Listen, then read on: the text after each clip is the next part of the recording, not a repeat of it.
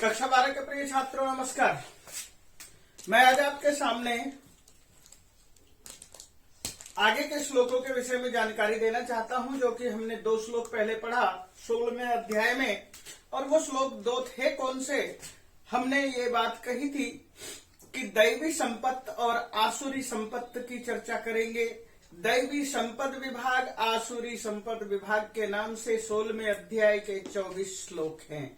यानी कि 1 से 24 श्लोक तक में से 1 से 3 श्लोक दैवी संपत्ति हैं, यानी कि दैवी संपदा है, दैवी संपत्ति है, दैवी गुणों की चर्चा की गई है। और उसके बाद आसुरी संपत्ति की चर्चा की गई है। तो दैवी संपत्ति कौन कौन सी है और आसुरी संपत्ति कौन कौन सी है, इन चीजों को हम जानें। तो हमने देखा है, इससे पहले पाठ को पढ़ते हुए ये समझा है, समझने की कोशिश की है। अभयम सत्व संशुद्धि ज्ञान योग व्यवस्थित दानम दमश्च यज्ञश्च स्वाध्यायस्तप आर्जवम, ये एक श्लोक था अभयम के। इन दोनों श्लोकों के विषय में मैंने बड़ी डिटेल से आपके सामने जानकारी रखी भाग नंबर क वीडियो में। फिर भी मैं हल्का सा आपके सामने रख देता हूं। 1 अभयम, भय रहित होना, अभयम न भयम अभयम। सत्व संशुद्धि, अंतःकरण की शुद्धि। ज्ञान योग व्यवस्थित, ज्ञान और योग से व्यवस्थित। दानम, दान। दमः, दम इंद्रियों पर कंट्रोल। यज्ञ, यज्ञ। स्वाध्याय, तपः,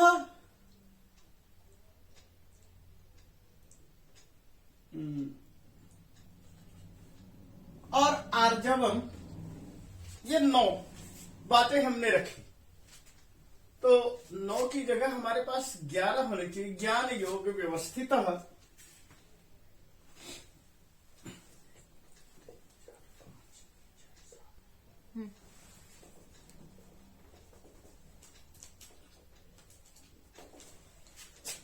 तो हमने इन 9 चीजों की इस पहले श्लोक में चर्चा की है। दैवी संपत्ति है क्या? मैं आपके सामने पहले दैवी संपत्ति की बात कर रहा हूं, एक एक दैवी संपत्ति गिना रहा हूं। न भयम, अभयम, सत्व संशुद्धि, अंतःकरण की, अंत ज्ञान की संशुद्धि।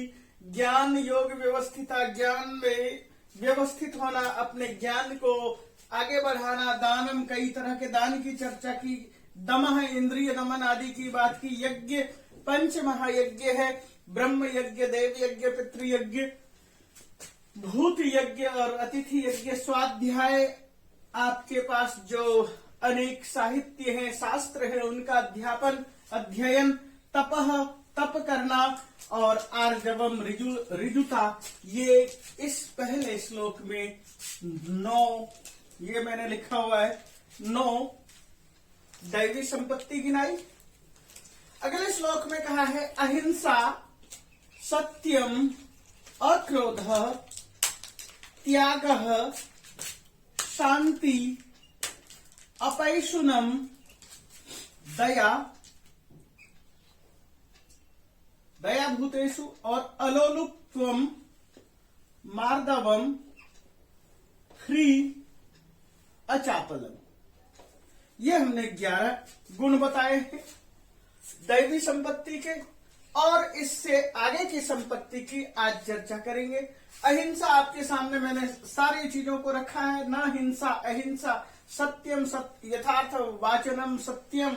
अक्रोध, क्रोधो न भवेत् इति विचारः, यानी आपके पास किसी भी तरह का क्रोध न हो। त्याग, आपके अंदर त्याग की वृत्ति हो। शांति, आपके पास शांति की सद्भावना का विचार हो। अपैशुनम, यानी चुगली न करना। दया, प्राणियों पर, भूतेषु दया, प्राणियों पर दया करना। अलोलुपत्वम, किसी भी तरह का लोलुपता नहीं होना। मार्दवम, मृदुता। ह्री, लज्जा। और अचापलम, चंचलता से रहित। ये जो हमने 11 गुण गिनाए, इस तरह से हमारे पास टोटल 20 गुण हुए। अगले श्लोक में कहेंगे तेज, क्षमा, धृति, शौचम, अद्रोहो, नातिमानिता। एक ये, 2, 3, 4, 5, 6, 6 गुण इस श्लोक में गिनाए गए हैं और ये सारे के सारे 26 गुण हुए। 16वें अध्याय के पहले पाद में 9 गुण, 16वें अध्याय के दूसरे श्लोक में 11 गुण और तीसरे श्लोक में 6 गुण। इस तरह से 26 गुण हुए। इन सारे 26 गुणों की चर्चा की। अब मैं ये तीसरा जो श्लोक है आपके सामने रख रहा हूं, उपस्थित कर रहा हूं। इस चीज में आपको किन चीजों को समझना है, किन शब्दों को आपने नहीं समझा है, उन सब चीजों को आपके सामने उपस्थित कर रहा हूं। तो सबसे पहले कहा है तेज। तेज है क्या? तेज के विषय में आप सब जानते हैं, हर व्यक्तियों में एक अपना तेज होता है, ओज होता है, प्रसाद गुण होता है। लेकिन आपने एक चीज खास करके देखा होगा, अनेक संतों और महात्माओं के चित्र के पीछे साइड में एक आभा मंडल होता लगा हुआ है। हम उसे आभा मंडल कहते हैं। आप इसको इस तरह से समझिए कि आप किसी के सामने जब पहुंचते हैं, किसी महात्मा के पास, साधु के सामने, और आप अपने अस्तित्व को भुला करके उसके अस्तित्व में, उसके आभा में स्वयं को खो देते हैं। यह है प्रभाव। यानी उसका जैसे ही आप किसी के सामने पहुंचते हैं, चाहे वह दुष्ट व्यक्ति हो या सज्जन व्यक्ति हो, उसके प्रभाव में जब आप आते हैं, उसके प्रभाव में 2 तरह के गुण होते हैं। एक दुर्गुण होता है और एक सद्गुण होता है। ये दोनों ही गुण हैं।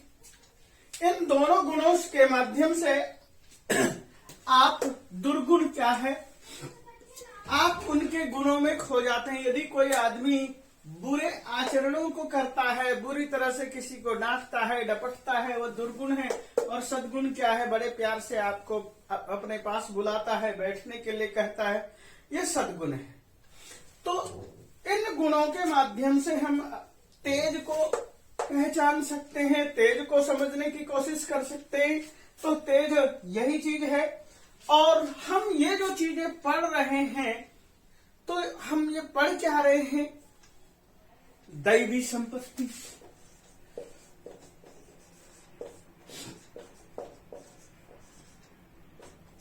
इस दैवी संपत्ति में किन चीजों का ज्यादा से ज्यादा वर्णन है? सत्व की चर्चा है। तो सत्व होता क्या है? सर्वद्वारेषु देहेस्मिन् प्रकाश उपजायते। अस्मिन् देहे, इस देह में, इस शरीर में बहुत सारे द्वार बने हुए हैं। यानी 9 द्वारा, अष्टचक्रा, नवद्वारा, देवानामपुर, अयोध्या। इस तरह से जब हम बात करते हैं कि हमारे शरीर में 9 द्वार हैं, तो वो सारे के सारे द्वार में क्या होता है? देहेस्मिन् प्रकाश उपजायते, प्रकाश पैदा हो जाता है। ज्ञानम यदा यदा विद्यात् यदा तदा विद्यात् वृंदम सत्वम इत्युच्यते। तो हम उसी को सत्व कहते हैं। जब हमारे अंदर सत्व का विस्तार होता है, सत्व का प्रकाश होता है, तो हमारे अंदर दैवी संपत्ति का विकास होता है। और दैवी संपत्ति में मैंने जैसे सद्गुण की चर्चा की, इसके बाद शब्द आता है क्षमा। क्षमा क्या चीज है? क्षमा हम उस चीज को कहते हैं, आप अक्सर देखते हैं आपके ऊपर कोई हमला करता है, निरपराध आप होते हैं, और उसके बाद भी आपके ऊपर अपने सामर्थ्य से हमला कर देता है, और आपके पास उतनी शक्ति है उसको रोकने के लिए, फिर भी आप उसकी हत्या न करके आप उसको माफ कर देते हैं। इस चीज को कहते हैं क्षमा। एक कविता है, क्षमा शोभती उस भुजंग को जिसके पास गरल हो, वह भी क्या क्षमा करे जो विषहीन विनीत सरल हो। सांप के लिए उदाहरण दिया है कि वह सांप क्या क्षमा करेगा जो खुद ही विषहीन है। तो जिसके पास ताकत होती है और ताकत होने के बाद वह क्षमा करता है, तो उसकी क्षमा को क्षमा कहते हैं। निर्बल व्यक्ति यदि क्षमा करता हो किसी पहलवान को, तो वो हास्य का पात्र होता है, और पहलवान यदि किसी निर्बल को क्षमा करता है तो उसकी उदारता कही जाती है। इसलिए हमने ये कहा कि इस चीज को हम क्षमा कहते हैं, और क्षमा के साथ हम इस चीज को आप ये कह सकते हैं, किसी ने आपके लिए अपकार किया, उसको दंड न मिले और उस लिए वह क्षमा चाहता है। कि कुछ ऐसे लोग होते हैं कि उसने बहुत बुरे कर्म कर दिए हैं और वह क्षमा मांगता है कि मुझे क्षमा दे दो। यदि वह क्षमा नहीं दोगे तो हो सकता है वह आप उसको मृत्यु दंड दे दे या दिलवा दें। इसके अतिरिक्त होता है कुछ कठोर दंड होते हैं और उस कठोर दंड के मार्ग से बचने के लिए आदमी पहले से ही ये कहता है कि मुझे क्षमा कर दो। तो क्षमा शोभते, मैंने आपको बताया कि क्षमा शोभते, क्षमा शोभा देता है। क्षमा शोभते उस भुजंग को जिसके पास गरल हो। तो वह व्यक्ति जिसके अंदर सामर्थ्य है और वह दूसरे को माफ करता है, दूसरे के किए अपकार के बदले में उपकार की भावना रखता है। याद रखिए, एक शब्द है अपकार, एक शब्द है उपकार। जिसके अंदर के अपकार को उपकार के माध्यम से मिटा दें उसे ही क्षमा कहते हैं। आगे शब्द है धृति। इस शब्द को देखिए, धृति शब्द का अर्थ होता है धीरज, धैर्य और धीर होना। किसी भी काम को बड़े सरलता से करने के लिए हिम्मत न हारना। हिम्मत हार जाए तो वह फिर धीरज क्या है। तो तात्पर्य क्या हुआ, प्रतिकूल परिस्थिति को अनुकूल बना लेने को ही धीरज कहते हैं। परिस्थिति को अपने अनुकूल ढाल लेना, यानी कि उस परिस्थिति को बदल देना, हम उस चीज को ये कहते हैं धृति, धैर्य। इस चीज को हम एक कालिदास की पंक्ति को याद रखें तो वो ये है, धीर किसे कहते हैं। तो धीर के लिए उसने क्या कहा है कि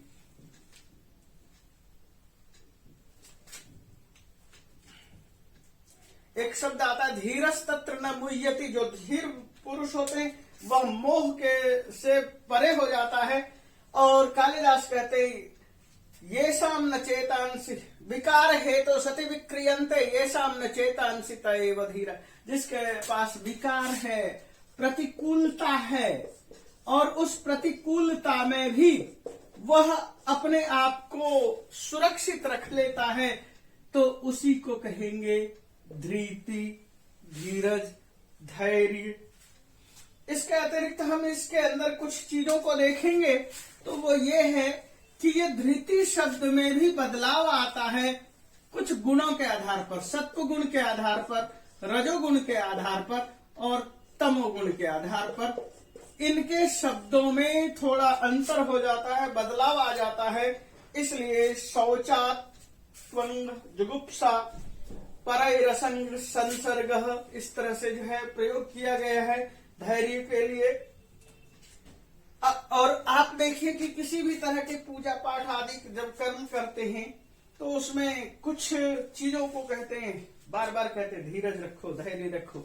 हम इन चीजों को यदि देखना चाहें तो 18वें अध्याय में देख सकते हैं। शौचम, शौच क्या है? शौच का मतलब है पवित्रता। पवित्रता से तात्पर्य क्या है?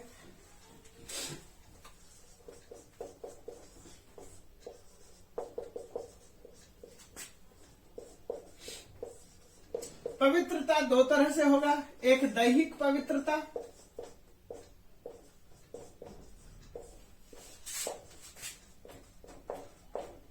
और दूसरी होगी आत्मिक पवित्रता।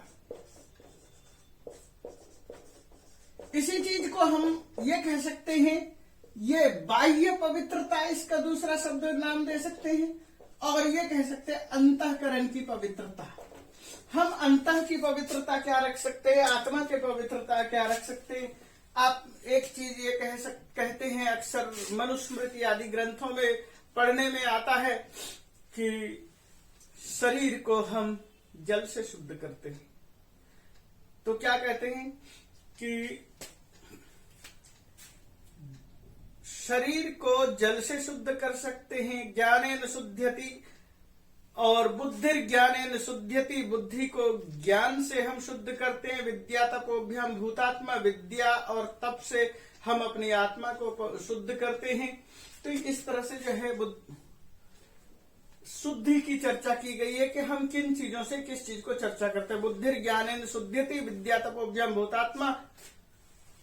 अभी मुझे इस श्लोक पूरे ये श्लोक अभी पूरा याद नहीं आ रहा है, लेकिन आपको ये ध्यान रखना है कि दैहिक शुद्धि और आत्मिक शुद्धि, और ये जो शुद्धि होती है इस शुद्धि में शौच, संतोष, तपस्वाध्याय, ईश्वर प्रणिधानादि सबसे पहले प्रयोग होता है शौच योग दर्शन में। और हम योग दर्शन में भी, इसमें गीता में भी शौच शब्द का अनेक बार प्रयोग देखते हैं। ये जो है हम जो इस पवित्रता की बात करते हैं कि हम इस चीज को 4 प्रकार से देख सकते हैं। वो 4 प्रकार की पवित्रता क्या होगी? सबसे पहले कहेंगे शारीरिक, नंबर 2 वाचिक, नंबर 3 शारीरिक, वाचिक, कौटुंबिक,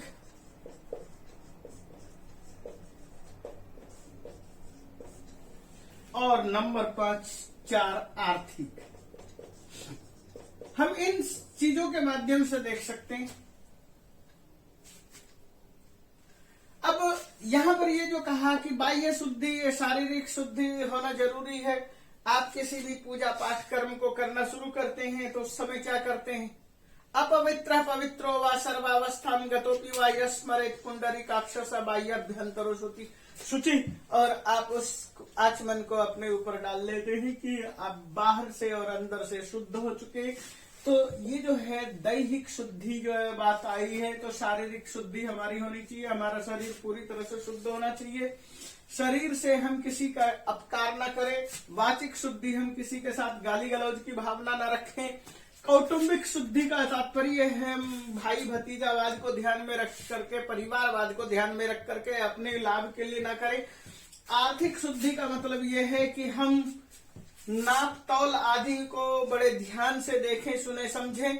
हम किसी भी तरह के क्या कहते हैं अर्थ को लेकर के हम अपने आप को मतलब नीचे की तरफ न ले जाए कि अर्थ प्राप्ति के लिए कुछ भी कर जाए। तो ये था शौच। और उसके बाद आता है अद्रोह। अद्रोह क्या होता है, इस चीज को भी हम समझ लेते हैं।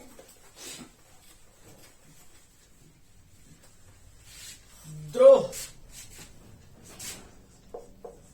द्रोह का उल्टा अद्रोह। द्रोह न करना यानी किसी भी तरह का बिना कारण अनिष्ट करने वाले के प्रति अंतःकरण में बदले की भावना न रखना ही अद्रोह है। द्रोह, क्रोध, द्रोह, ईर्ष्या, इस तरह से ये लगभग एक ही तरह के भाव को देते हैं। द्रोही कहते हैं, देशद्रोही कहते हैं। किसी चीज के प्रति हम जब अपने भावना को बदलते हैं, द्रोह, विद्रोह, जब हम राजनीतिक दृष्टिकोण से हम किसी चीज के साथ आगे बढ़ जाते हैं, द्रोह और विद्रोह की तरफ भी चले जाते हैं, तो तात्पर्य क्या है? अंतःकरण में बदले की भावना न होना ही अद्रोह है। नातिमानिता, आगे शब्द आया ना अतिमानिता, मान, मान से बना मानिता, और उसके बाद बना अतिमानिता।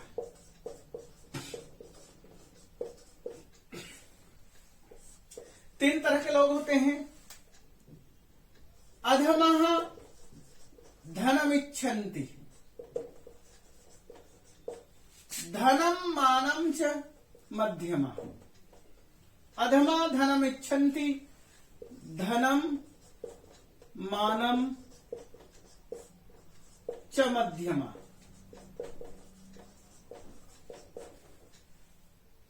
और उत्तमः मानमिच्छन्ति,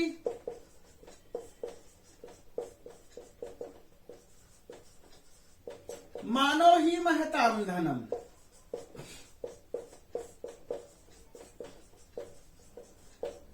जो महापुरुष होते हैं उनके पास उत्तम धन होता है, मानो ही महताम धनम। महान, महत्ता ही, महानता ही उसका धन है। तात्पर्य क्या है कि हमने यहाँ शब्द प्रयोग किया मान, और मान कहां से आता है? एक मान शब्द के साथ धन जुड़ा है, एक शब्द मान जुड़ा है, एक शब्द महताम धनम। ये जो कहा अधम मध्यम और उत्तम शब्द की व्याख्या कर दी, लेकिन मान शब्द ये आया। ये मान शब्द क्या है? आपके पास कई तरह का मान होता है। मान,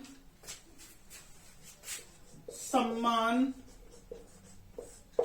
मान के साथ ज्यादा सम उपसर्ग लगाते ही सम्मान हो जाता है, यानी मान के प्रति, सम्मान की चाहत के लिए ही किसी काम को करना, अपने आप को मान के लिए, अपने सम्मान के लिए अपने आप को आगे बढ़ाना। मान को प्राप्त किया है जिसने, वो मानिता, और जिसने अति सम्मान को प्राप्त करने की चाहत रखी है वह है अतिमानिता। तात्पर्य क्या हुआ? आप जो भी कर्म कर रहे हैं अपने मान को बढ़ाने के लिए कर रहे हैं। जो मान को ही मान करके चलता, मान से तात्पर्य क्या है? जब आप किसी के पास जाते हैं, आप उसको बताते हैं मैं बहुत बड़ा धनी हूं, मैं बहुत बड़ा ज्ञानी हूं, मैं बहुत बड़ा साधु हूं, मैं बहुत बड़ा संत हूं, मेरे पास इतनी प्रॉपर्टी है, मेरे पास इतने जमीन जायदाद है, इतने एसेट्स हैं, इतने राजमहल है, इतने गाड़ी है, बंगला है, घर है, बहुत तरह के एसेट्स गिना करके, और आप अपने सम्मान को बनाना चाहते हैं, अपने मान को बनाना चाहते हैं। आप जिसके सामने बैठते हैं और वो अपने मान को चाहने के लिए, अपने मान को बढ़ाने के लिए आप अनेक तरह की चीजों का जब प्रयोग करते हैं। इसके अतिरिक्त ये आता है कि कुछ मान किस तरह के होते हैं? कुछ सांसारिक मान होता है और कुछ पारमार्थिक मान होता है। मैंने जैसे कि बहुत सारे शब्द का मान बता दिया। धन का मान, विद्या का मान, गुण का मान, बुद्धि का मान, योग्यता का मान, अधिकार का मान, पद का मान, वर्ण का मान, जाति का मान, इस तरह से बहुत सारे मान हैं। आश्रम का मान, और वो ये बताने की कोशिश करता है इन सब चीजों में, धन का मान में मैं सब बहुत बड़ा धनी हूं, विद्या का मान में मैं बहुत बड़ा विद्वान हूं, गुण का मान में मैं बहुत ज्यादा गुणी हूं, मेरे अंदर सभी तरह के गुण हैं। इसी तरह से बुद्धि का मान कि मेरे से ज्यादा कोई बुद्धिमान हो ही नहीं सकता। योग्यता में वो बताता है कि मैं सभी वेदों को, शास्त्रों को, पुराणों को, सब चीजों को पढ़ चुका हूं। और उसके बाद अधिकार का मान वो ये कहना चाहता है कि जहां भी मैं जाता हूं वहां मेरा आदर सम्मान होता है। एक फोन घुमा दूं तो मेरे लिए सारे दरवाजे ऑफिस के खुल जाते हैं। तो ये अधिकार का मान। पद का मान कि मेरा नाम बता देना उस मंत्री को, बस पद का घमंड दिखाते हैं कि उनके पास यदि कोई छोटा सा पद है तो वो उसमें। वर्ण का मान मैं उच्च वर्ण का हूं। जाति का मान मैं सबसे ऊंची जाति का हूं। आश्रम का मान मैं बहुत बड़े आश्रम का अधिष्ठाता हूं, मठ का अधिष्ठाता हूं। इस तरह का भाव, इस तरह के भाव को हम क्या कहेंगे? संसारिक मान। और इसी तरह से दूसरे जो होंगे पारमार्थिक मान, कि पारमार्थिक मान का मतलब है मेरे से ज्यादा श्रेष्ठ कोई नहीं हो सकता, मैं हर काम में पूरी तरह से निपुण हूं, मैं सबसे बड़ा योगी हूं, मैं हठ योगी हूं। इस तरह का भाव लेकर चलता है। मैंने एक व्यक्ति से कहा कि ये जो है शब्द गलत है, आप इसको सुधार लें। कहता आप कौन होते हैं सुधार कराने वाले, मैं तो बहुत बड़ा योगी हूं। तो इस तरह की दुर्भावना जो जिनके अंदर भी है, वह उनके लिए कहा मान से बनाया मान्यता, और फिर अति मान्यता जिसके अंदर अत्यधिक अहंकार भी साथ में भरा हुआ है। इस तरह की भावना के साथ क्या कह रहे हैं? भवंती संपदम दैवीम अभिजातस्य भारत, है भारत श्रेष्ठ, जिसके अंदर दैवी संपदम अभिजात, दैवी संपत्तियां प्राप्त हो गई है। अभिजात से जिन्होंने दैवी संपत्ति को प्राप्त कर लिया है, हम उनकी चर्चा कह रहे हैं कि जिसके पास इस तरह की जो दैवी संपत्तियां हैं, हम उन भाव को आगे बढ़ाना चाहते हैं। मूल बात क्या थी? दैवी। दैवी से तात्पर्य क्या है? देवस्य एव दैव, तस्य संपत्ति, दैवी संपत्ति।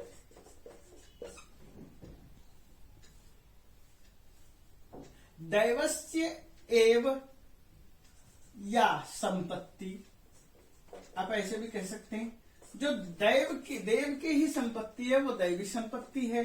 दैवस्य एव संपत्ति, दैवी संपत्ति। और हमने इस तरह से 26 दैवी संपत्ति की यहाँ पर चर्चा की। और इस तरह से ये जो 26 दैवी संपत्ति थी, इन दैवी संपत्ति में किसी भी तरह से किसी को भी मान सम्मान अपमान सब चीजों को लेकर के आगे बढ़ना है। और ये हमारी दैवी संपत्ति से हम क्या प्राप्त कर सकते हैं, परमात्मा की तरफ जा सकते हैं। ये जितनी भी संपत्ति है परमात्मा द्वारा प्रदत्त संपत्ति है। हम इन संपत्तियों के माध्यम से परमात्मा की ओर ही जा सकते हैं, परमात्मा की तरफ ही जाने का ये द्वार है। ईश्वर प्रेम है, नवधा भक्ति होती है। त्यागी हो या वैरागी, जीवन में एक आशा रखता है कि मैं त्यागी भी होता है, वैरागी भी होता है, तब भी वो उनकी एक अंतिम इच्छा होती है, मैं नहीं मरूंगा। तो इस भावना के साथ वह जीता चला जाता है, जीवित रहता है। ऐसी अवस्था में भी दैवी संपत्ति के साथ वह गुजरता है, दैवी संपत्ति के साथ चलता है। और यावत जीर्यते, यावत जीर्यत देहस्मिन्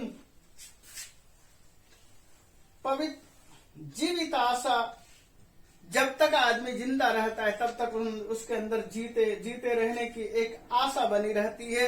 इसलिए यहाँ पर प्रभु प्रेम और भक्ति की बात कही गई है कि जब व्यक्ति के अंदर दैवी भाव होता है तो वह कल्याण के लिए काम करता है। कल्याण, जितने भी संसार में जीव जंतु हैं सबके कल्याण को सोचना ही दैवी संपत्ति है। और दैवी संपत्ति के माध्यम से आदमी के अंदर सत्व गुणों का विकास होता है। और इससे आगे कुछ 1-2 श्लोक और देखते हैं, आसुरी संपत्ति की तरफ चलते हैं। तो देखिए अगला श्लोक। तो अगला श्लोक है श्लोक नंबर 4। देखिए, दंभो दर्पोभिमानश्च क्रोधो पारुष्यमेव च अज्ञानम च अभिजातस्य पार्थ संपदमासुरी। हमने यहाँ सबसे पहले एक शब्द किया दंभ, दूसरा दर्प, तीसरा अभिमान, चौथा क्रोध, पांचवा पारुष्य और छठा अज्ञान। हे पार्थ, हे पृथापुत्र, हे कुरुनंदन, हे अर्जुन, आसुरीम संपत, ये आसुरी संपत है। हमने सबसे पहले कहा कि संपत्ति 2 तरह की होती है, दैवी और आसुरी। हमने दैवी के 26 की चर्चा कर ली है। अब हमने इन श्लोकों से आसुरी संपत्ति की चर्चा शुरू करनी है। तो सबसे पहले क्या कहा है, दंभ से तात्पर्य का ये लगभग यदि हम गौर ना करें, ज्यादा गंभीरता से ना ले जाएं, तो ये तीनों के तीनों अहंकार के सूचक ही हैं। यदि हम इस चीज पर थोड़ा ज्यादा गंभीरता से विचार करते हुए चले तो दंभ, मान के लिए दंभ, मान के लिए दंभ का मतलब सद्गुण और दुर्गुण 2 रूप तरह के मान हो सकते हैं। तो सद्गुण और दुर्गुण के मान किस तरह के होंगे? हम किसी के पास जाकर के कहते हैं, आपको पता होना चाहिए कि मैं बहुत ज्यादा समझदार हूं, पढ़ा लिखा हूं, विद्वान हूं, आपको तो मेरा सम्मान करना चाहिए। हम मान के लिए लोगों को प्रेरित करते हैं, लोगों को दिखाते हैं कि मेरे पास बहुत धन है, लोगों को दिखाते हैं हमारे पास बहुत बल है, लोगों को दिखाते हैं हमारे पास बहुत सारी योग्यता है, लोगों को यह भी दिखाते हैं हमारे पास बहुत सारी प्रॉपर्टी, बैंक बैलेंस है। हम उस तरह की चीजों के माध्यम से हम अपने आत्मश्लाघा को प्रदर्शित करने की कोशिश करते हैं मान के लिए।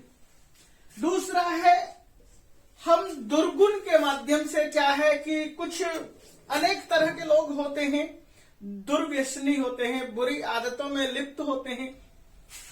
आप किसी को अपने साथ करने के लिए, यदि वह पियक्कड़ है और उसके पास जाकर के एक पैग चढ़ा लेते हैं, किस लिए कि ये मेरे पक्ष में सदैव रहेगा। तो आपने बुरी चीजों को अपने अंदर ओढ़ लिया और उसके माध्यम से आपने उसको अपने साथ मिलाया। मकसद क्या था? मान के लिए। तो इस तरह की चीजों का हम प्रयोग कर सकते हैं। अहंगतावादी, ये दर्प शब्द लेते हैं। दर्प क्या चीज है? दर्प हम घमंड को कहते हैं। तो वो जो घमंड, किस तरह का घमंड है? तो यहां पर भी वही बड़प्पन वाला घमंड, धन का घमंड, संपत्ति का घमंड, गाड़ी बंगले का घमंड, पद का घमंड, नेताओं से परिचय का घमंड, या बड़े बड़े क्या कहते हैं मंत्रियों से या बड़े बड़े व्यापारियों से, बिजनेसमैन से जुड़ा हुआ होने का घमंड। इस तरह की चीजों को हम यहां पर लेते हैं। इसके अतिरिक्त हम इस चीज को कहेंगे अभिमान। अभिमान का मतलब अहंगता वाली बातें। अहम, मैं हूं। अहम एव, मैं ही मैं हूं। यदि हम सांख्य दर्शन के भाव को लेकर के चलें तो सांख्य ने क्या कहा था? सत्व, रजस, तमस। सत्व रजस तमसाम साम्य अवस्था, बराबर बराबर जब अवस्था होती है तब हम कहते हैं प्रकृति। सत्व रजस तमसाम साम्य अवस्था प्रकृति। और उसके बाद इनसे हम आगे बढ़ते हैं, क्या लेकर के चलते हैं कि ये सारी की सारी चीजें जड़ ही हैं। और उसके बाद कहते हैं महतो तस्माद एतस्मात् आकाश संभूत। आकाश। चलिए, इससे पहले कहते हैं महतः, महत पैदा हुआ। महत से अहंकार पैदा हुआ। अहंकार से पंचतन मात्रा पैदा हुई।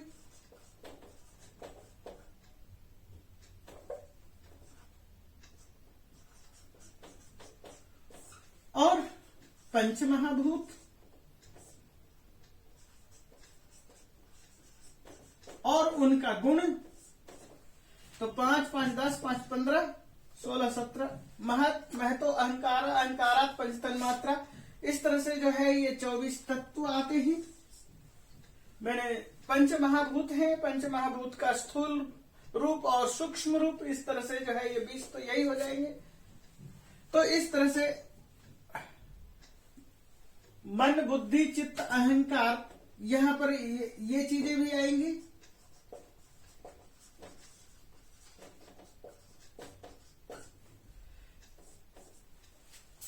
तो ये सारी की सारी चीजें हैं, जितनी भी चीजें हैं ये प्रकृति का ही स्वरूप है और प्रकृति है जड़। और उसके बाद जो है यहां ये कहने की कोशिश है कि हम जड़ की तरफ चले जाते हैं। है स्वयं क्या? चेतन। हम चेतन होते हुए भी जड़ के तरफ भाग रहे हैं, जड़ के लालसा में घूम रहे हैं। ये है अहमतावाद। हम अहमतावाद का मतलब है हम जो भी चीज है पदार्थ के अधिकता को लेकर के आगे बढ़ते हैं कि हमारे पास ये चीजें है, ये चीज है, हम उन चीजों के साथ चलते हैं। और वही बात आती है कि ये सब चीजों से जो बनता है एक अभिमान हमारे अंदर पैदा होता है। जाति की श्रेष्ठता का अभिमान, वर्ण की श्रेष्ठता का अभिमान, आश्रम की श्रेष्ठता का अभिमान, गांव में मैं बहुत बड़ा मुखिया हूं इसका अभिमान, अपने एरिया में मैं बड़ा प्रधान हूं इसका अभिमान, और बहुत सारी चीजें होती है। राज दरबार में मेरे जानने वाले लोग हैं उनका अभिमान, मेरे इतने सारे मंत्री पहचान के हैं इसका अभिमान। इस तरह से जो है अहमतावादी, मैं ही सब कुछ हूं, मैं जानता हूं, मेरे अधीन ये सारे के सारे काम हो जाते हैं बड़ी सरलता से। इन्हीं सब चीजों को बताने की कोशिश है। और उसके बाद अगला शब्द आता है क्रोध। ये शब्द है क्रोध। क्रोध क्या है? क्रोध का मतलब है गुस्सा। आप गुस्से से परिचित हैं। गुस्से में आदमी लाल पीला होता है, गुस्सा ज्यादा होने के बाद आदमी उबल करके काला पड़ जाता है। इस तरह के बहुत सारे भाव आप प्रयोग करते हैं। चेहरा तमतमा कर सुर्ख लाल हो जाता है, इस तरह के भाव का प्रयोग करते हैं। ये सब गुस्सा की बात है। तो गुस्सा आता कहां से है? कामात क्रोधो भी जायते, काम से ही क्रोध पैदा होता है। संगस्तेषु विषयाध्यायतो विषयान् पुंसः संगस्तेषु उपजायते, संगाद भवति सम्मोह। संग से ये सारा पैदा होता है और लोभ, कामात क्रोध हो भी जाए तो काम से क्रोध की उत्पत्ति होती है। तात्पर्य क्या है? काम, कामना, चाहत की पूर्ति न होना ही क्रोध की तरफ बढ़ना है। क्रोध वहीं से पैदा होता है। और क्रोध क्या है? क्रोधो ही शत्रु प्रथमो नराणाम, मनुष्यों का सबसे बड़ा शत्रु क्रोध ही है। देह स्थितो, देह विनाशनाय, देह में स्थित है, हमारे देह में क्रोध स्थित है और हमारे ही देह का विनाश करने के लिए है। यथास्थित काष्ठ गतोपि बन्नी, जैसे कि काष्ठ में, लकड़ी में ठहरा हुआ बन्नी, सैव बन्नी दहते शरीरम, वही बन्नी उस शरीर को, काष्ठ को जला देता है। तात्पर्य क्या है? जिस तरह से लकड़ी के अंदर आग होती है और वह आग यदि जल जाए तो वह लकड़ी को समाप्त कर देती है, उसी तरह से यदि शरीर में, हमारे शरीर में क्रोध ज्यादा होगा तो हमारे ही विनाश का कारण होगा। तो हमने इस चीज को देखा, तो हमने इस चीज को कैसे अनुभव किया? जो हमारे लिए अनिष्ट है, दूसरों के अनिष्ट हैं, अनिष्ट को अंतःकरण से में उठने वाले जो भाव हैं, विचार हैं, जलन की वृत्ति है, उन्हीं चीजों को हमने क्रोध शब्द दिया है, क्रोध नाम दिया है। और ये क्रोध में उठाया गया कदम हर समय अनर्थकारी होता है, यह हमें अच्छी तरह से जानना चाहिए। तात्पर्य क्या था कि क्रोध जब आदमी के पास होता है तो वो यह नहीं देखता है कि क्या भला होने वाला है और क्या बुरा होने वाला है। क्रोध व्यक्ति के विवेक को हर लेता है। क्रोध में व्यक्ति स्वयं को जलाता है। अभी हमने एक श्लोक के माध्यम से आपके सामने रखा। तो हमारा शरीर का दुश्मन क्रोध है, यही बताने की कोशिश की है। क्रोधो ही शत्रु प्रथमो नराणाम, मनुष्य का सबसे बड़ा शत्रु और सबसे पहला शत्रु क्रोध ही है। तो क्रोध आपने समझा। और उसके बाद कहेंगे पारुष्यम। पारुष्य क्या मतलब है? पारुष्य, पारुष्य शब्द का अर्थ होता है कठोर। तो कठोर से तात्पर्य क्या है कि हमारे कठोरता क्या चीज होता है? तो हम इसको दो तरह के हिस्से में बांट सकते हैं, शारीरिक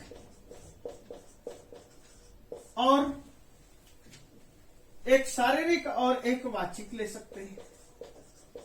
शारीरिक कठोरता से हम किसी के प्रति कठोर भाव रखते हैं, उसे नुकसान पहुंचाते हैं, उसको पीट देते हैं और हम उसको, या फिर हम शारीरिक कठोरता जो हमारे अंदर होती है वो क्या है? अकड़ करके चलना, कुछ हो या ना हो ऐसे चले जा रहे हैं, सीना तान करके, गर्दन टेढ़ा करके चल रहे हैं कि मेरे से ज्यादा समझदार कोई हो ही नहीं सकता, उसके ऊपर कौवा घूम रहा होता है। याद रखिए।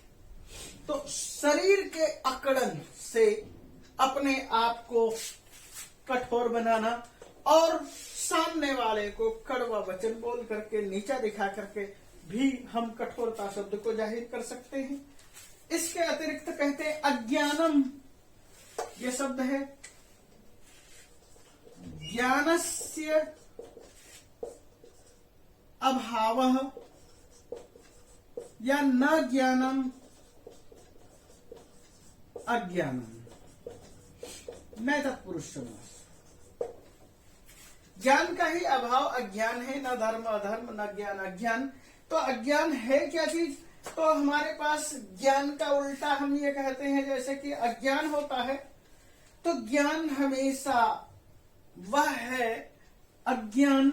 ज्ञान है कि हम हर चीज को सही ढंग से समझते हैं, परिभाषा के साथ समझते हैं, और जो सत और असत में भेदभाव नहीं कर सकता, समझ सकता, सुख और दुख में भेदभाव नहीं रख सकता, समझ सकता, क्योंकि मनुष्य के संयोग से कई बार सुख पैदा हो जाता है और हम उस सुख को अनादि सुख मान लेते हैं और हम उसी में रम जाते हैं और आने वाले दुख को भुला देते हैं। तात्पर्य क्या है कि हम नाशवान हैं, ये सच है, लेकिन हम अपने अज्ञानता को मिटा करके ज्ञान की तरफ नहीं बढ़ने की कोशिश करते हैं, जबकि गीता में ही लिखा हुआ है, नहीं ज्ञानेन पवित्रम इह विद्यते किंचित, ज्ञान से के बराबर कोई भी पवित्र चीज नहीं है। ज्ञान की प्रशंसा के लिए और भी कई सारे पद और उपपद प्रयोग किए गए। तो यहां पर अगला क्या कहते हैं, अभिजातस्य उत्पन्न हुए का पार्थ है, पार्थ आसुरीम संपद जाने ही, इसे आसुरी संपद समझो। हमने यहां आसुरी शब्द का प्रयोग कर दिया, ये ध्यान रखिए। आसुरी, असुर, जैसे अज्ञान शब्द था, न सुर असुर, और इसी को असुरस्य आसुरी। अब हम यहां देख लेते हैं, असुर शब्द असुक्षेपणे अदादिगण की धातु है और उनादि कोश से पूरण प्रत्यय हुआ है। इस तरह से यह शब्द बना असुर। असुर से तात्पर्य क्या है, अशुभ प्राण त्यागे, इस तरह का भी हम प्रयोग करते हैं। अशुभ का मतलब क्षेपण करना है, तो क्या क्षेपण करते हैं, हम हर चीज को संभाल कर रखें, मैं और मेरा प्राण, और इसी मेरा प्राण के साथ जो चलने वाले लोग हैं, मैं हूं, मेरा प्राण है, मेरा बल है, मेरा शरीर मेरा है, मेरी आत्मा है, जो केवल मैं और मेरा इस भाव से जीवित है, वह असुर कहलाया गया है। और असुर शब्द के लिए आप इससे ज्यादा खराब पोजीशन में न जाने की कोशिश न करें। मैं आपके सामने एक और उदाहरण देता हूं।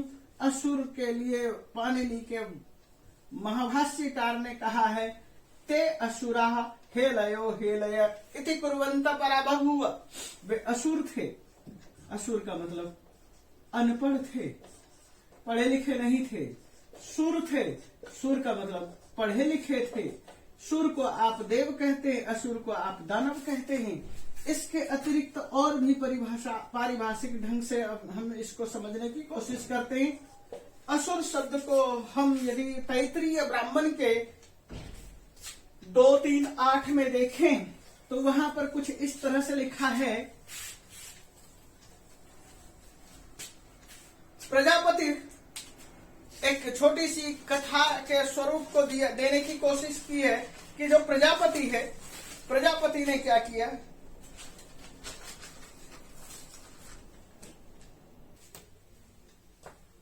तो मेरा कहना यह है कि प्रजापति ने निस्वस्य प्रजापति रकामयत, मैंने निस्वस्य शब्द यहां छोड़ रखा है, अकामयत कामना की, प्रजा ये मैं प्रजा की उत्पत्ति करूं। सत तपोभ्य तप्यता, उसने तप किया, तेन असुराहा, उससे पहले असुर पैदा हुए। असुन असृजत, उसने श्वास का प्रच्छेदन किया, इसलिए असुर पैदा हुआ। तदनु पितृन असृजता, उसके बाद पितरों को पैदा किया। तदनु मनुष्यान असृजता, उसके बाद मनुष्यों को पैदा किया। तदनु देवान असृजता, उसके बाद देवों को पैदा किया। ऐसा तैत्तिरीय ब्राह्मण में लिखा हुआ है। हम यहाँ पर जिस भाव को लेकर के चल रहे हैं, असुषु प्राणेषु रमन्ते इति असुरा, जो प्राणों में ही रमन करते हैं, यह मेरा है, यह मेरा है, अब प्राण त्यागने के लिए तैयार हैं, वे असुर कहलाते हैं।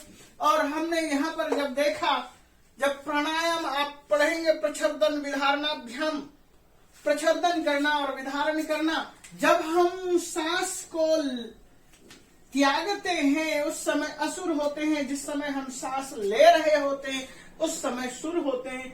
हर मनुष्य सुर और असुर होता है। हमने ये भी बताने की कोशिश की कि कुछ लोग पढ़े लिखे थे, कुछ पढ़े लिखे नहीं थे।